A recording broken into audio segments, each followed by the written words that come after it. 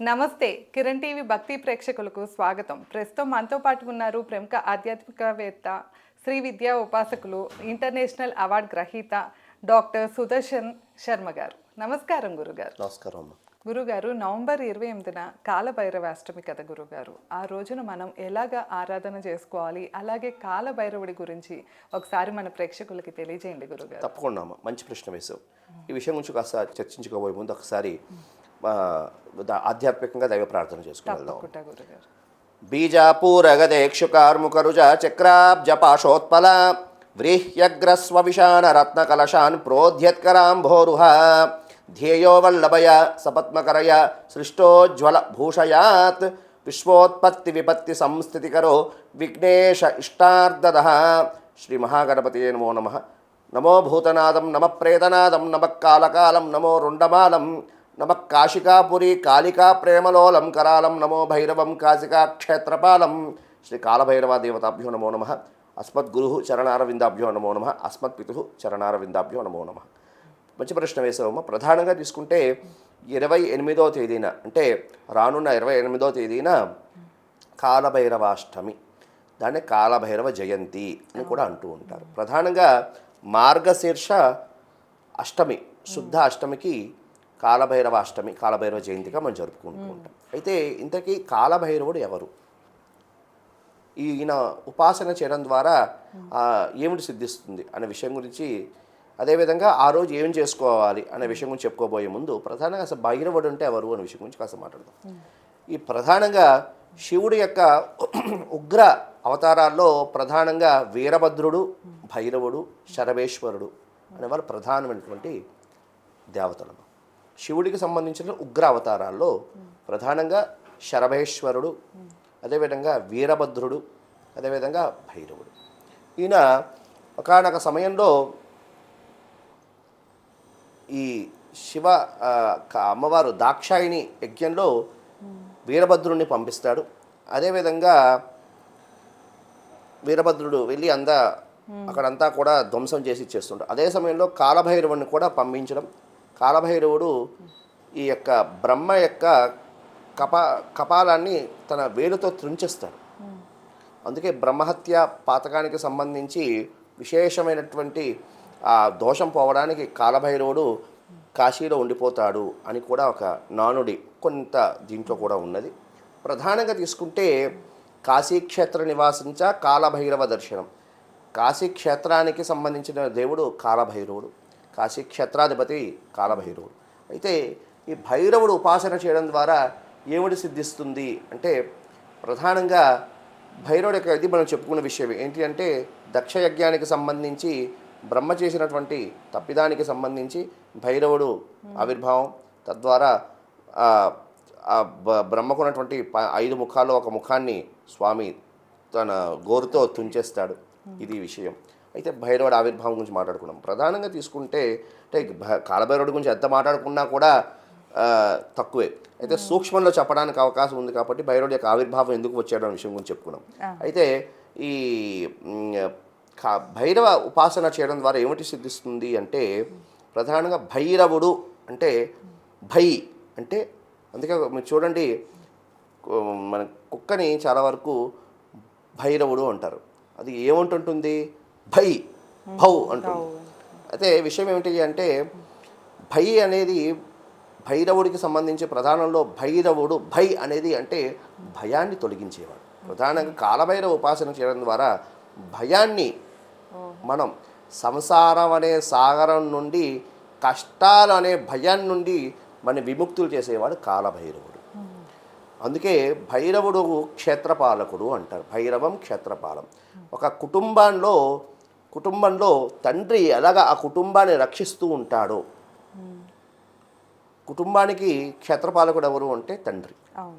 ఆ కుటుంబాన్ని ఎలా రక్షిస్తూ ఉంటాడో, తన పిల్లల్ని, తన భార్యని ఏ విధంగా రక్షిస్తూ ఉంటాడో, అదేవిధంగా కుటుంబానికి తండ్రి లాంటి వాడు భైరవుడు అని మనం అంటే భైరవుని తండ్రిలకు ఎలా చూస్తామో, అదేవిధంగా మనిషి యొక్క జీవనంలో నడిపించడానికి సంరక్షకుడు, తండ్రిలాగా సంరక్షించేవాడు ఎవరైనా ఉన్నాడు అంటే కాలభైరవుడు అని చెప్పడంలో సంశయం అనేది లేదు. ఎందుకు అంటే అనంత సంసార సముద్రతార, సంసారం అనే సాగరం నుండి మనకి భయాన్ని తొలగిస్తూ ఈ సంసారాన్ని అనే సాగరం నుండి ఎన్నో కష్టాలు మనం అనుభవిస్తూ ఉంటాం, ఎన్నో కష్టాలు వస్తూ ఉంటాయి.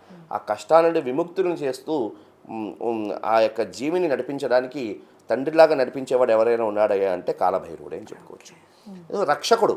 రక్షకుడు అని కూడా చెప్పుకోవచ్చు. తండ్రి కుటుంబాన్ని ఎలా రక్షిస్తూ ఉంటాడు, ఒక కుటుంబాన్ని తండ్రి ఏ విధంగా రక్షిస్తూ ఉంటాడో మనిషిని ఆ విధంగా, సాధకుడిని ఆ విధంగా రక్షించేవాడు కాలభైరవుడు అని చెప్పుకోవచ్చు. భయాన్ని తొలగిస్తాడు, మనిషిని రక్షిస్తూ ఉంటాడు. అయితే భైరవుడు క్షేత్రపాలకుడు. అయితే ఇంకొక రకంగా కూడా చేస్తుంటాడు. ఏమిటయ్యా అంటే మనిషి మరణించిన తర్వాత భైరవ యాతన అని అంటారు. ఆ భైరవ యాతన నుండి ఎవరి భైరవ ఉపాసన చేస్తారో ఆ భైరవ యాతన నుండి విముక్తులు అవుతారు.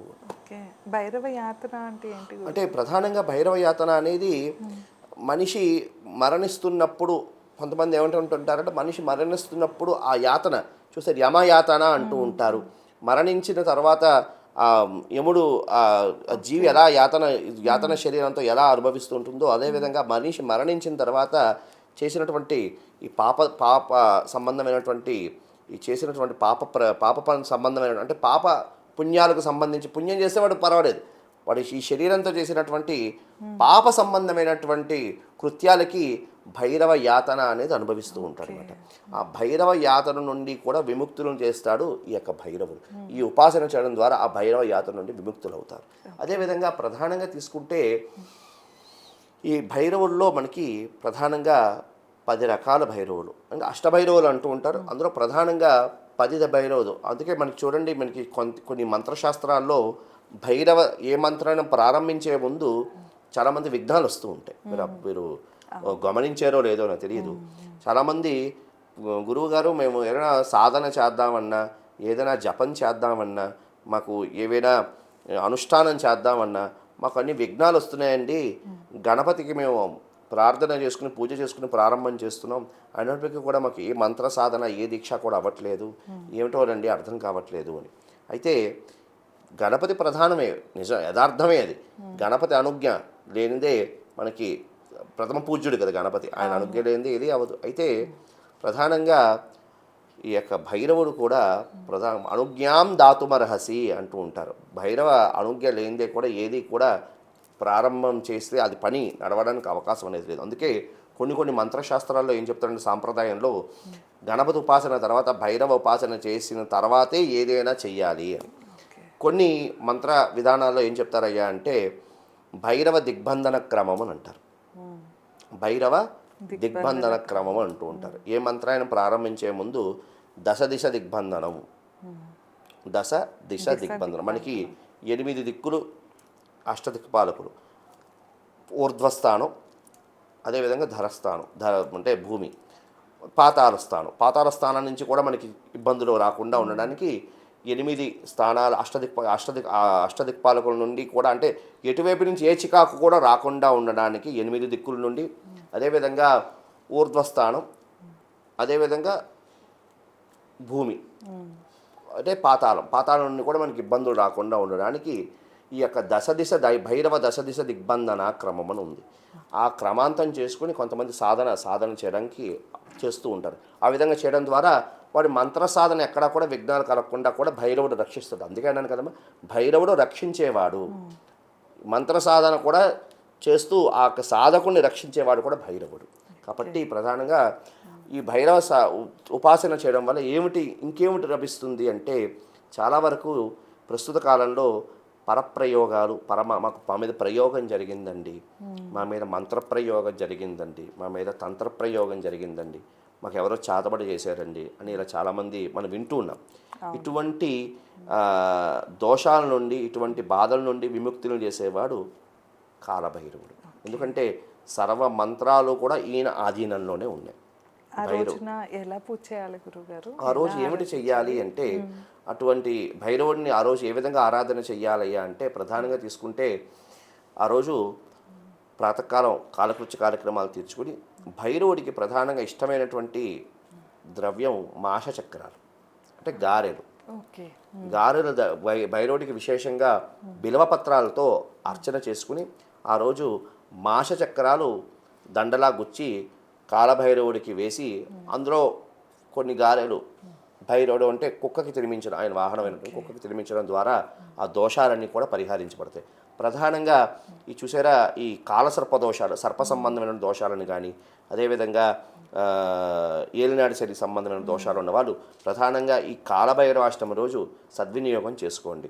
ఎందుకంటే ఆ రోజు కాలభైరవుడికి భస్మంతో అభిషేకం చేసి ఆ భస్మాన్ని లేపనంగా రాసుకోవడం ద్వారా ఈ దృష్టి దోషాల నుండి కూడా నివృత్తి జరగడానికి అవకాశం అనేది ఉన్నది. ప్రధానంగా ఆ రోజు కాలభైరవుడికి రుద్ర చమకాలతో విశేషంగా అభిషేకం చేసుకుని ఈ కాలభైరవ అష్టకాన్ని ఆ రోజు పఠనం చేసుకోవడం. లేదు అవకాశం లేని వాళ్ళు చాలామందికి అంతా కూడా ధనం మూలం ఇదం జగత్, కాబట్టి అవకాశం అంతా కొంతమందికి అవకాశం ఉండదు. అందులో యాంత్రిక ప్రపంచంలో బతుకుతున్నాం కాబట్టి అంతసేపు అవకాశం ఉండదు. కాబట్టి అలాంటి వాళ్ళు ఏం చేస్తారయ్యా అంటే 9 సార్లు కాలభైరవాష్టకం పారాయణ చేయడం ద్వారా కాలభైరవ హోమం చేసినంత ఫలితం కలుగుతుంది. కాబట్టి 9 సార్లు కాలభైరవాష్టకాన్ని పఠనం చేయడం. అదేవిధంగా దశ కాలభైరవ నామాలని ఉన్నాయి.